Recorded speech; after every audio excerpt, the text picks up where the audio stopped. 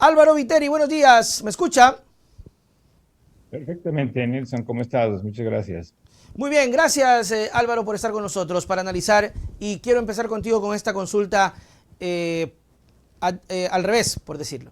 ¿Por qué crees tú o qué estrategias hizo Novoa para poder llevarse la victoria? Bienvenido. Bueno, primero que nada, pues muchas gracias, Nelson, por este espacio para poder conversar con los ecuatorianos desde acá a la distancia, desde Dubái. Se siente muy lejano el ver estos problemas y no poder interactuar, así que esto es como una opción para poder participar, ayudar de algún modo, sobre todo a que la gente entienda cómo se dieron las decisiones y sobre todo las personas que están liderando tanto el un lado como el otro, para que podamos aprender. Ahí esta frase famosa que dice que si no aprendes de tu pasado, corres el peligro de repetir los mismos errores, ¿no es Claro. cierto? Entonces, esta campaña, estamos viendo errores repetidos de la campaña de Lazo. Entonces, lo que no podría suceder es que por tercera vez nos volvamos a equivocar frente a las mismas circunstancias. Y lo ¿Ya? primero que noto es que, a mi punto de vista, y esto pidiendo respeto por eso, yo considero que Novoa ganó gracias a un fraude científico, ¿Ya? definitivamente. ¿Cuál Esa es es mi ese fraude primera. científico? El fraude científico nace a partir, o sea, vamos para hacerlo un poco más didáctico.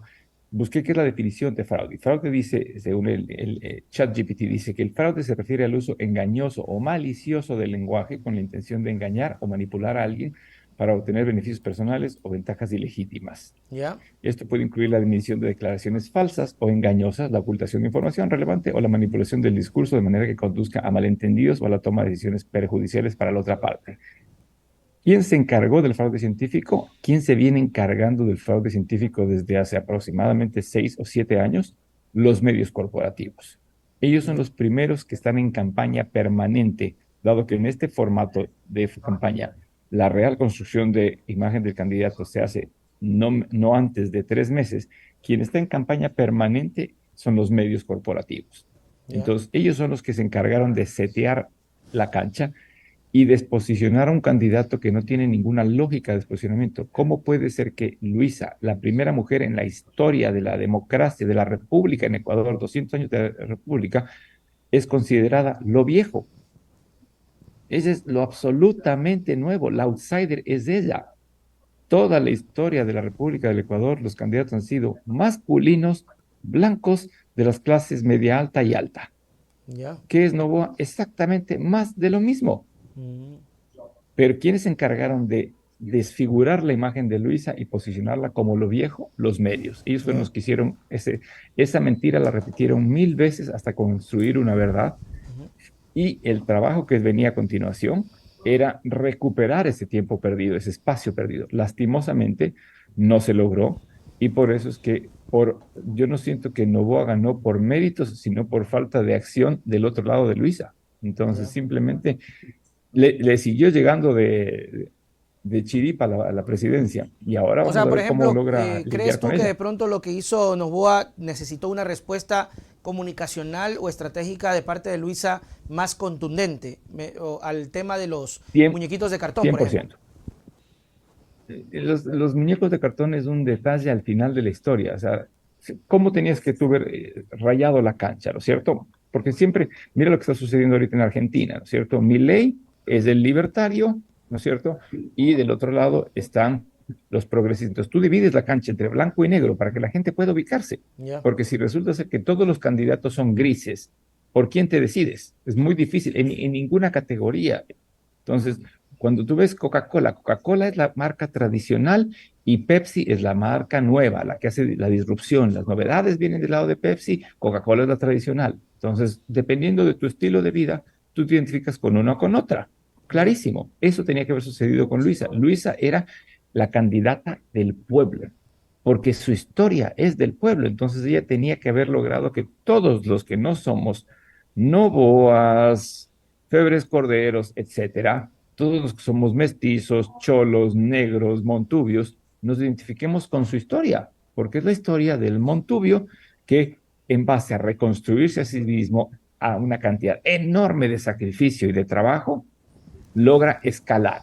ya, Entonces me parece curioso que los blancos hayan votado por Novoa cuando, bueno, es y no es. Pero si se trata de una historia de construcción a sí mismo, la persona que se construyó a sí mismo es Luisa. Lo que hizo Daniel es simplemente nacer. Punto. Claro, porque no tiene Todo lo demás le estructura, vino por pero default. termina existiendo esta diferencia de gente que definitivamente no le interesa o no le importa.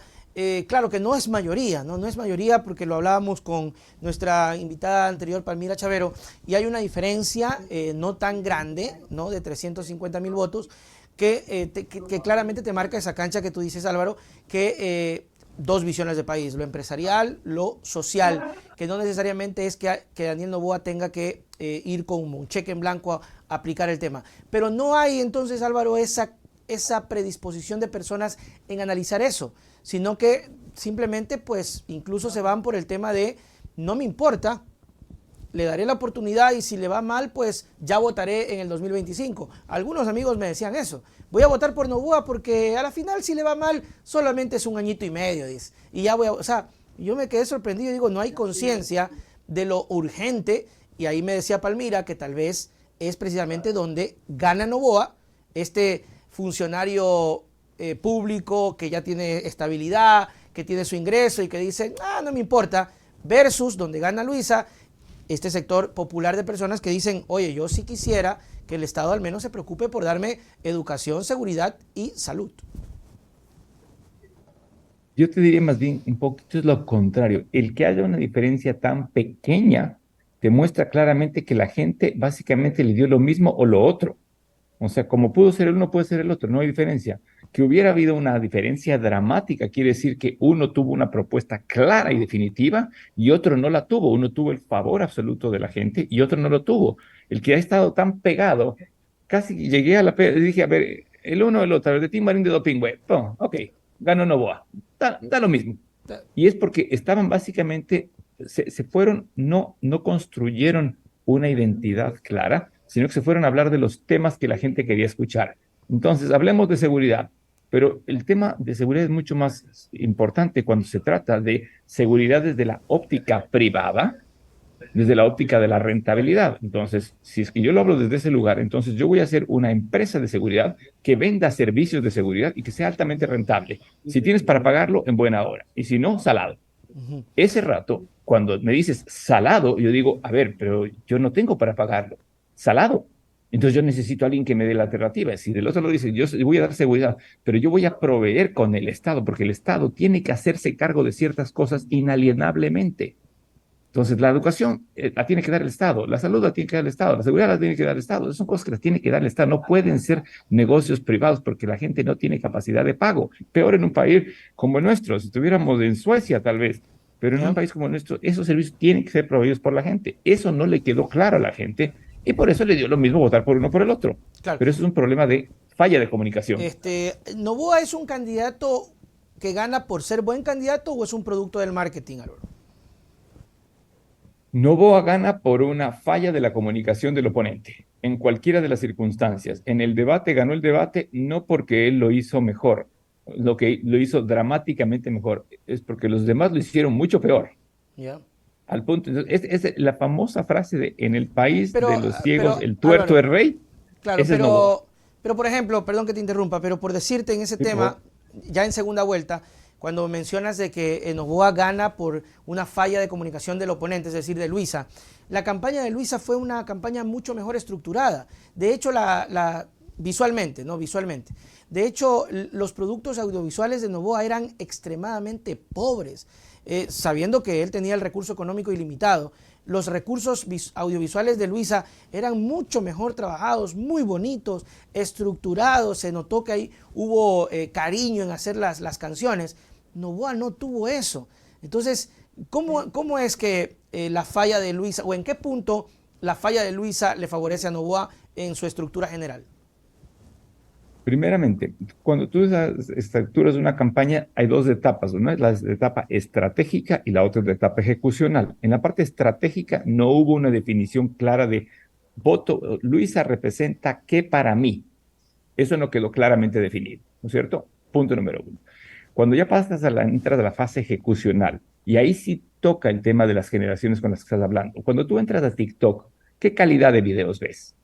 videos maravillosamente producidos o de una producción absolutamente amateur, hechos por gente totalmente amateur, en formatos de alta velocidad. Entonces, sí, yo también aprecio enormemente las canciones y los videos, están hermosamente producidos, Ujú. pero ese no es el target que está consumiendo, ni es el lenguaje que se está consumiendo en esa edad de millennials o de centennials, peor aún.